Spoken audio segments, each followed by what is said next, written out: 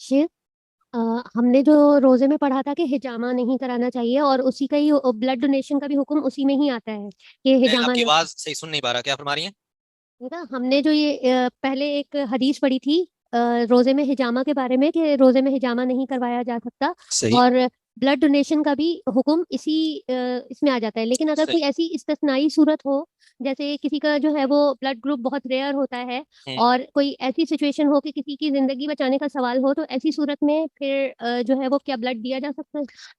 دیکھیں ابھی مجھے علم نہیں ہے شیخ ہیں یا نہیں، میں آپ کو جلدی سے جلدی جس قدر ممکن ہو سکے گا ایک اصول بتا کر جا رہا ہوں۔ شریعت کے جتنے احکامات ہیں ان کے 5 مقاصد ہیں، ان کو مقاصد شرعیہ کہا جاتا ہے۔ سب سے پہلے زندگی، حیات، اس کے بعد دین، اور پھر مال، اور پھر آپ کی نسل، اور جو آپ سمجھ لیجئے کہ عصمت، اور 5ویں چیز ہے انسان کی عقل۔ ان 5 چیزوں کی حفاظت جو ہے، یہ تمام احکامات شریعت کے جتنے احکامات ہیں وہ ان 5 چیزوں کی حفاظت کے لیے نازل کیے گئے ہیں، ٹھیک ہے؟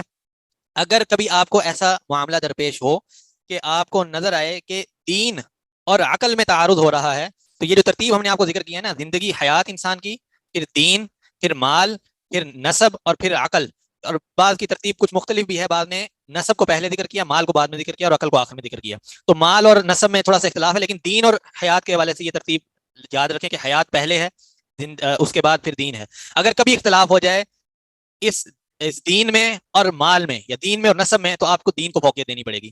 کبھی اختلاف ہو جائے مال میں اور نسب میں، تو آپ کو نسب کو فوقیت دینی ہوگی۔ اگر کبھی اختلاف ہو جائے عقل میں اور مال میں، تو آپ کو مال کو فوقیت دینی ہوگی۔ اسی طرح اگر کبھی اختلاف ہو جائے آپ کے کسی شرعی معاملے میں اور زندگی کے حوالے سے، کسی کی حیات کے حوالے سے، تو آپ کو زندگی کو فوقیت دینی ہوگی۔